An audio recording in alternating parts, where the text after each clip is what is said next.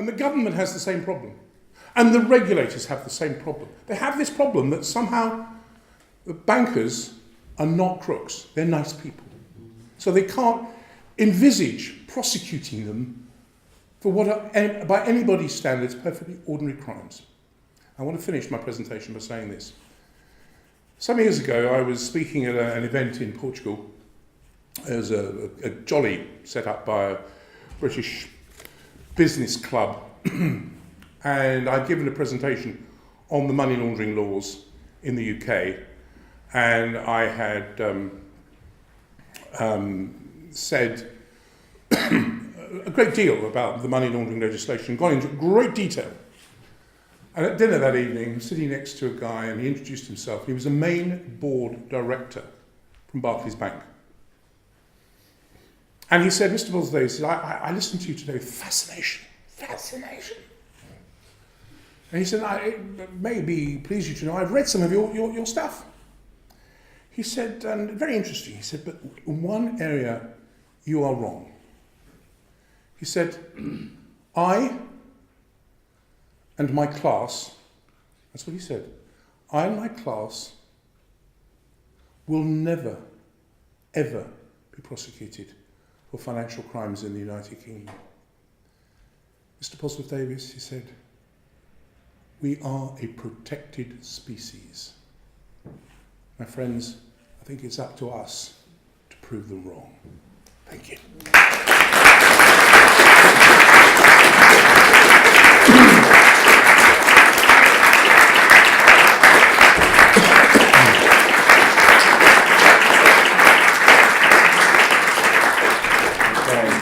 Thank you very much, Rowan.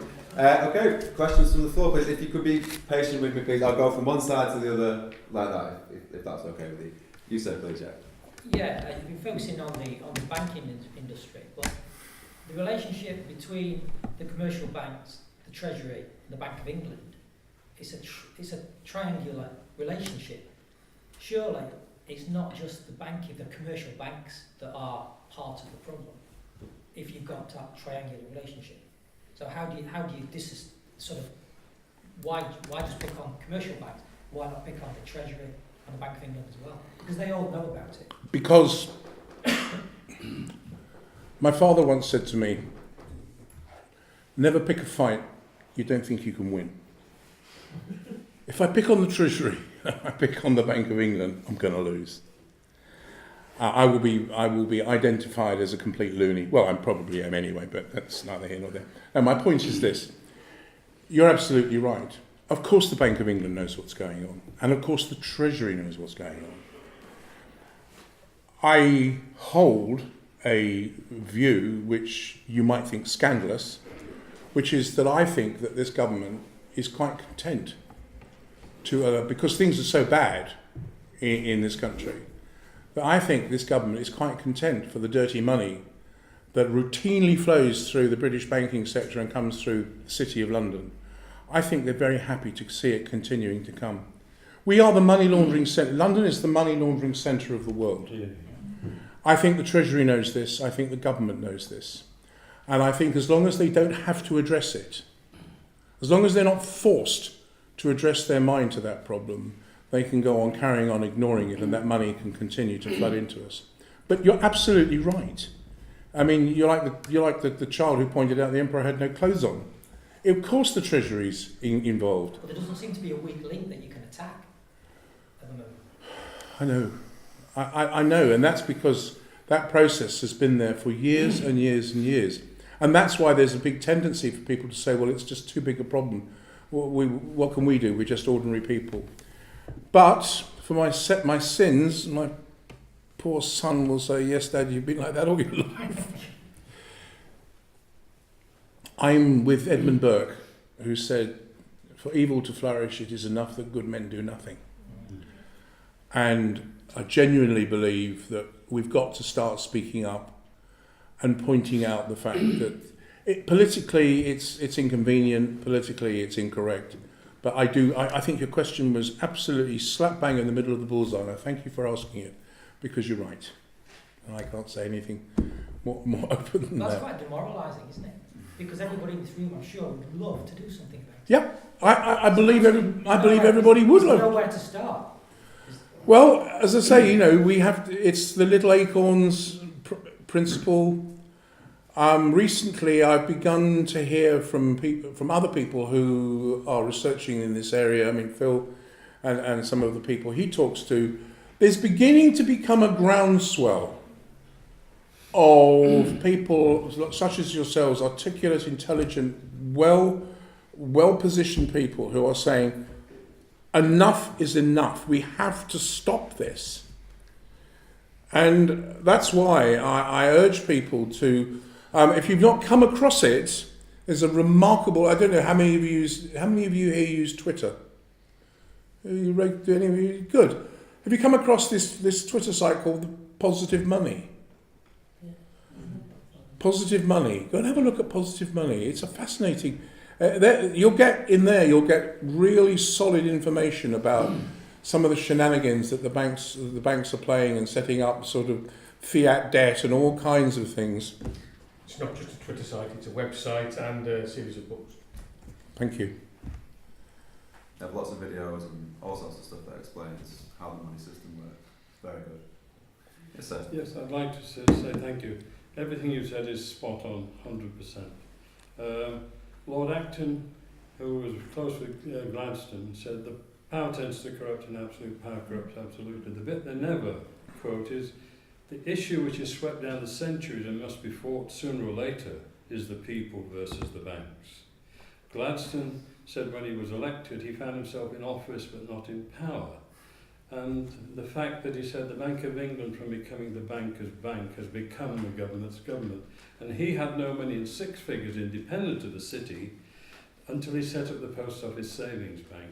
So the problem goes back, go to Cobbett, go back 1600, you find the problem has been running a long time. And now this generation, with Twitter, has the opportunity, but they need to be armed with the knowledge that the Treasury could issue all the money we require, expanding M0, debt-free, interest-free. You could solve this recession within 48 hours. I'd like to think that was. I'm with you entirely. I'd love to believe that. Anybody else? Sir. Yes, sir. Not only that they're, sorry for my English, the banks are protected species, as you said, but not only because they don't fear prosecution, is also because they beneficiate from, they are too big to fail. So they're too big to fail. So they beneficiate from what we call the moral hazard, which is that they're privatizing their bonuses, but when they face trouble, then they ask the public to bail them out. So my question is how can we make them not be either by splitting them? I don't know. Do you favor, like, my question is, do you favor something like a Glass-Steagall Act in the UK, like separating the retail banks from the investment banks, or do you favor maybe, I know in the UK it's not so popular, but maybe nationalizing the banks? I'm first of all a great believer in the idea of ring fencing the banks along the lines of a Glass-Steagall model. It's very interesting. If you go back and you look at the history of finance in a number of countries, one of the most successful models of all, believe it or not, was in America after the Wall Street crash. The era of Reconstruction that was brought in by Roosevelt, the Truth in Banking, as he called it, 1934 the Banking Securities Act, created this model of total separation of function. Glass-Steagall was later enunciated to give it a bit more teeth. But what a lot of people forget is that the people who want to scream about regulation is that they forget that from 1934 right up until really the savings and loan scandals in the 70s, America had an economic model that created a vast, economically well-off, powerful middle class. They spread the wealth laterally across a vast number of their citizens, leading to the American, giving weight to the American dream, enabling them to survive and to win the Second World War, ultimately enabling them to win the Cold War, and enabling them to have a way of life that was an economic way of life, which for most people was truly, desirable. And it was only really first of all under Reagan, and later a little bit under, unfortunately, Bill Clinton, and then later with Crazy Man Bush, that they started to reduce the level of regulation. When I was a young copper at the Fraud Squad, I was actually sent to the SEC to study. My commander sent me over to Washington to study with the SEC. And the head of enforcement there had just read the proposals that Her Majesty's government were bringing out to set up a regulatory regime in this country. He'd read the white paper.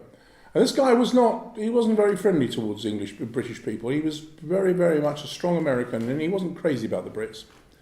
I don't blame him. But when I think we grew quite friendly towards each other. And at the end of it, when I was leaving, I went to see him to say thank you. And he said, Rowan, he said, what you got to understand is, he said, until your country gets into its head that you cannot regulate the financial sector by gentlemen in their spare time doing it between deals. He said, the problem with you Brits is, he said, you think that anybody who handles another man's money is a gentleman. He said, and you're shocked and horrified when you find out that it's not true. He said, here in America, we assume that anyone who's handling another person's money has the potential to be a crook. And we legislate for that possibility. Now, that was what John Fedders said to me, and I've never forgotten it. I mean, it was a powerful statement. But if you like, it summed up the way in which the regime that he was head of enforcement in the old days when they had powers. And that was an area that gave the proof to the fact that strong regulation of the financial sector can work. But it's got to be strong regulation, and it cannot be done by a bunch of part-time bankers sitting, or my favourite phrase these days, I don't call them bankers anymore, I call them banksters, because I think it fits. Funny enough, does anybody know where the word banksters came from? It was first enunciated by the American president, Calvin Coolidge. Was the first person to come out with that phrase. He was talking about the criminals who had led to the breakup of the Wall Street crash. And it's a phrase that I now use regularly. But the point is that there is, we mustn't allow ourselves to be bamboozled by these people who keep telling us that too much regulation somehow stymies and stifles entrepreneurialism. It doesn't. If you've got the right quality of regulation and you're going after the right people, the greatest irony for me is, and this is really is an irony, when I did my master's degree, I did research into attitudes of how people in the city, I looked at compliance officers and how they viewed their responsibilities. And sorry. And one of the things I did was to look at their the way in which their attitudes towards the offences that they were supposed to be regulating.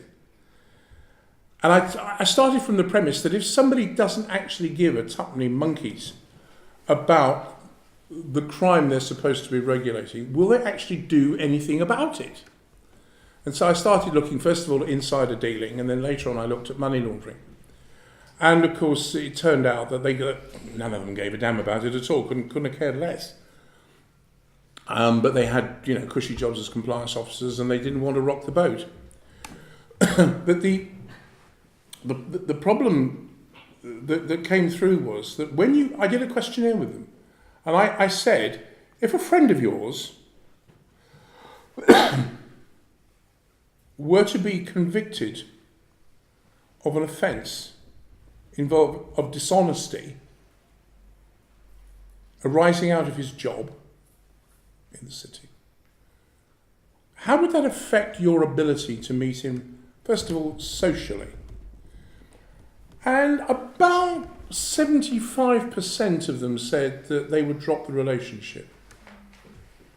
If a friend of theirs, a man with whom they had hitherto done business, was convicted of an offence of dishonesty, they would drop the social relationship. When I said to them, how would it involve you in doing any further commercial business with them? And in excess, my friends, of 98% said they could never, ever, ever contemplate doing business with them again. The two things are completely separate, okay? I'm not trying to criticise you, but I actually have a very, I'm not going to say very much. One of my best friends, somebody that they know very well, was involved in fraud in the bank, yeah? It's a high, well, not a very high level. Sorry to sound like I know a lot, but I've kind of been around a bit, right? And, they were speaking to me about it, and what they said was, okay, the person didn't kill anyone. Obviously people try to normalise things that happen, yeah? They didn't kill anyone and what have you, and the person was under a lot of stress. But I would certainly meet that person. I have never done this, but I'll meet them socially, because I think that's how you learn. As an adult, that's how you learn. If you go and meet someone, doesn't mean that I'll do it or I've done it. But if you go and meet someone and you talk to them, that's part of life, and you learn the pressures of being in a bank. I don't know how it works. You know what I mean? You will learn something that will give you a kind of context in which to understand how an ordinary person, and this was someone who came from an ordinary background, would do, such a stupid thing. And I don't just think it's greed. I think there's all sorts of things. There's pressure from, marrying people. There's pressure from your peer group. There's all sorts of pressures that cause anyone to do anything. So I think they're very different people. Obviously, if you knew that somebody had done that, you wouldn't get involved with them financially, but they're completely different things. If you just go into a bar in Manchester and you meet all sorts of people that have done all sorts of, maybe not now, but in the 70s, you just go to, a hip bar and you meet people who have done all sorts of things, and that was what was interesting. You meet doctors that have been struck off, you meet barristers, everyone would be in a bar, in Manchester in the 70s, and no one didn't speak to anyone. And when you got home, you forgot about that, and you went, you got up and you went to your normal job. So I think they're very different things. Well, I suppose if you're in a bar where everybody's been prosecuted and convicted of something, you're all in the same soup together. No, But I'm not saying that everyone has. I'm saying that there was a scene in Manchester in the 70s, okay? I think, the point being is, which is, I think to the what bar, you're that's what saying, it is. is that actually, if someone was prosecuted, they wouldn't do business with them, but no one's being prosecuted. So they carry on doing business with them. thank you. But you see, the point that that gentleman has amplified is, and this is the point I'm trying to get across to politicians, which is that, put myself on the line here, I sometimes think we prosecute the wrong people in this country. Our prisons are full, absolutely bursting at the seams. Did you know that over 50% of our prison population, anybody like to guess what area of crime has got more than 50% of our entire population banged up? Sorry? Who said drugs? You're right. For drug offences or drug-related offences, half our prison population is involved, has been convicted of drug-related offences. Now, I'm not going to get into a big thing about what a complete waste of time that is. I've got my own views about that. But the irony is that the average, if you come from where I come from in South East London, and you take the average street kid in South East London off one of the inner city sink estates, those kids, as far as they're concerned, they look upon detention, various forms of ASBOs. Well, ASBOs are a badge of honour. And then detention, and then whatever else, Young Persons Institute, ultimately prison. It's a rite of passage. They expect it. The irony is, it doesn't prevent them from committing crime. It's neither here nor there. But the irony is that when in the financial sector, if we were to take out 1 or 2 senior bankers and prosecute them, for example, let's take enforcing the money laundering regulations. The money laundering regulations are there to make sure that banks don't launder money. There are a whole series of procedures designed to help the banks create an environment whereby they will be more efficient about not laundering money. Okay? It's designed to help them. I know the old phrase, I'm from the compliance department, I'm here to help you, probably doesn't carry much weight anymore. But the regulations are there to provide a background for good best practice. But they're not enforced. And nobody complies with them. Or if they do, it's kind of, more in sorrow than in anger. I guarantee you, if 2 bank managers or 2 bank officials were prosecuted for failing to implement the necessary level of money laundering regulation in their institutions, failing to train their staff, failing to implement the proper procedures, there would be a Gadarene rush of institutional managers rushing to start to implement the procedures. They would do it because they would suddenly think, my God, it's on top of us. And this is one of the reasons I genuinely believe, and I wrote in my paper, that with the white-collar sector, when you're dealing with the crimes of the powerful, the one thing the powerful don't want is they don't want that exclusionary impact. And it's not about the amount of prison they get. It's about the fact of prosecution. Yes, Mum? It seems to be what you're saying is exactly the same thing that people often hear in the rep or out in the press, which is that people only fear being caught. They don't fear paying the penalty. So what you're saying is, if only those people would be caught, then it really would make a difference. I genuinely believe that. And I'm sure you can. So, that's on the legal side, but on the legal side, what would help is if these people had some skin in the game as well. They had some responsibility for what they were doing in terms of their legal actions. All the securitising of loans and passing them on. They've no longer got any skin in the game. They've just done it, they finished it, passed it on, now on to the next one. So you need the legal structures as well to handle the legal side of it as well to make sure. In order to enforce upon them the level of their own responsibility. Yeah. I agree. Again, everything you're saying, every single person in this room is saying, you're enunciating what is pure common sense. So why is it that our politicians can't say it? I think I was wondering about the thing in Cyprus where they imposed capital controls and what was the likelihood in that happening in the UK? Is that would they be able to do that over here? Would there be any legal recourse or anything? I think it would be much harder in this country to start getting into that kind of. You must remember that one of the problems with Cyprus is that there is, if you like, there's a kind of moral dichotomy in the sense that Cyprus, for years, I've worked in Cyprus. I've actually been over there and I've worked with their central bank to try and implement anti-money laundering legislation. Cyprus prostituted herself for many, many years, playing games fast and loose with the Russians, the Romanians, and the Bulgarians. The reason for that is, of course, they have a shared religious culture in the Orthodox Church. And Cyprus prostituted her game for so long, allowing all this money. You see, one of the problems in all societies is, and this goes back to the gentleman who asked you, sir, you said about would there be a problem if maybe one of the banks was allowed to fail? I don't think there would. I think there'd be a bit of a shake-up, but I don't think ultimately, I don't think we'd miss one of these banks. We got too many anyway. And what we need to do is, if you like, split them up into much smaller entities so they don't have that kind of inertial power.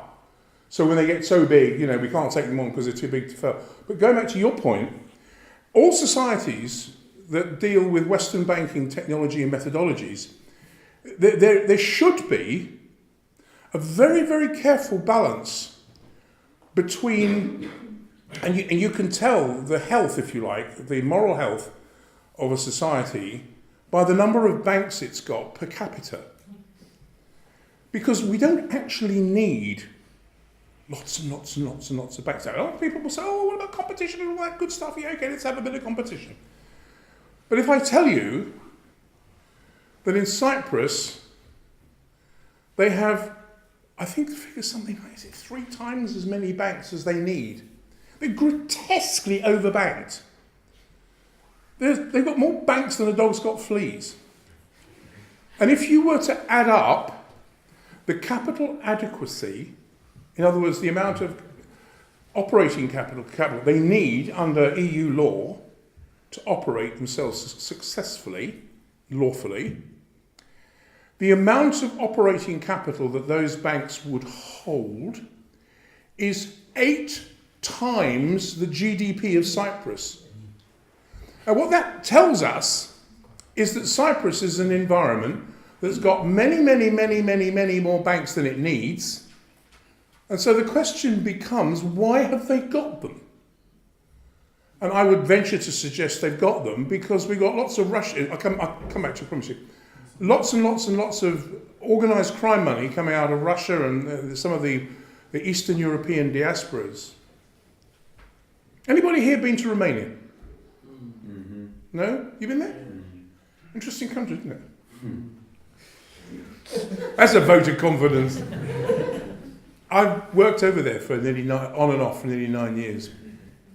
And one of the things that always amazed me about Bucharest, here's a country that's on its uppers, truly on its uppers. Here's a country is still incredibly poor and is still incredibly corrupt. And the organised crime gangs, the mafias, tend to run most things. How many casinos have you got in Manchester?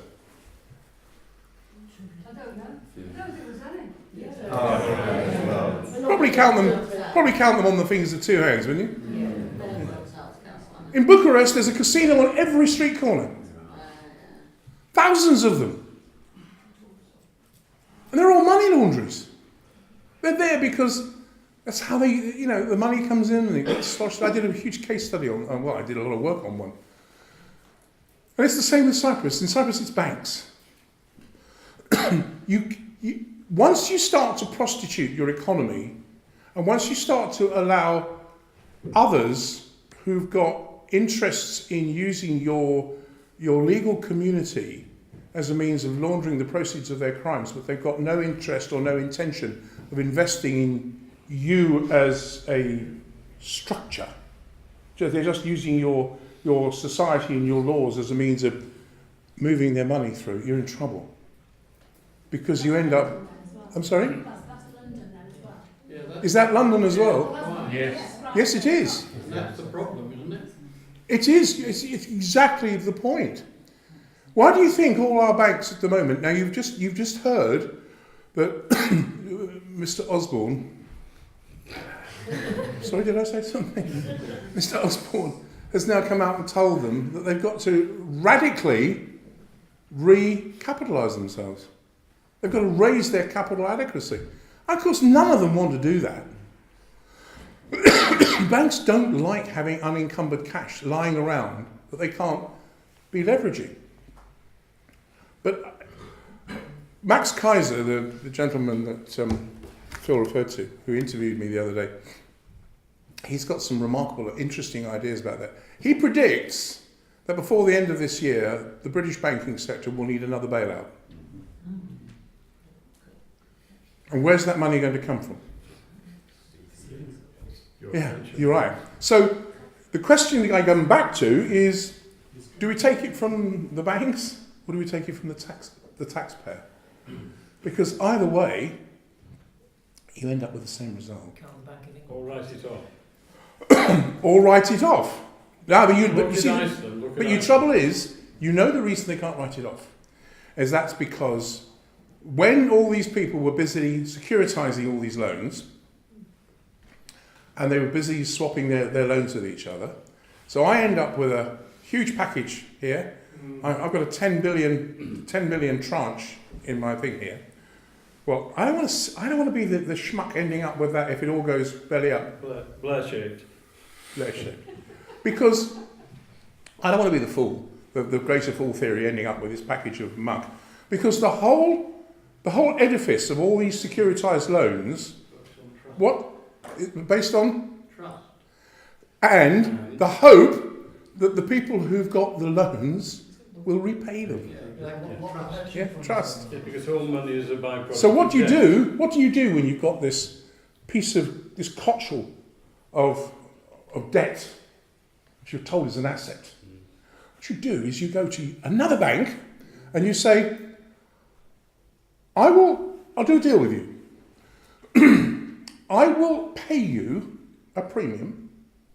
I'll pay you a couple of million premium. We'll calculate it based on the value of this package to engage with me in what we call a credit default swap. In the event that the people who owe me this money fail, so my credit is defaulted, you pick up the damage. And then the other bank thinks, that's clever. Do the figures. Yeah, I can make a turn out of that. All right, I'll do that deal with you. Now, what's he going to do? Is he going to sit on it? No. He's going to go to this bank and say, I'll do a deal with you, and you're going to do the same to him, and you'll do this. The problem is, there are I can't tell you the ultimate figures, but the value of open CDSs, credit default swaps, that are out there in the world's banking system are so huge. Trillion. It's 1.5 times global GDP. 1.5 times global GDP. Thank you so much. Derivatives is 1.4 quadrillion. And which? Derivatives in Yeah. general are 1.4. Now, one of those banks goes down, the next thing you watch is as all the cards fall into place. That's why there is this desperation to keep all these banks afloat. What's underpinning all that debt? Nothing. In the UK though, is the government bond market underpinning it, or UK house prices, are they underpinning a proportion of this debt? Do you know, I don't know the answer to that. Because I was wondering the other day whether that was the case, and that's one of the reasons why they're desperate not to let the UK housing market depress. Because as soon as they do that, it means all those commercial and real estate is underpinning all that debt. And as soon as that goes down, all that debt's going to collapse. All that debt becomes devalued. Well, the problem was, of course, that the banks were, I'll be right with you, the banks were leveraging all that money they were creating was basically leveraged on the deposits of their depositors. So you're right. So if that goes, if the house price it does get depressed, then it depresses the value, and as you say, the whole thing could go belly up. Ron, can I just stop? If you're interested in what can be done on that macro level, Steve Keen's work is very interesting. I don't know if you know Steve Keen, the economist. He talks about QE for the public and how to wind down all these enormous debts. Actually, just if you at the end want to leave your email address with me, I will send you the link to the video tonight, B, Rowan's submissions to the Parliamentary Committee. I'll send you a link to David Malone's website. David Malone does a lot of investigation about the finance stuff. Also something to do with the VARs, about a petition about getting the remembrance taken out of the House of Commons. And basically, just so you can continue to educate yourselves and sensitise yourselves and sensitise other people as to what's going on. You don't need to feel pessimistic.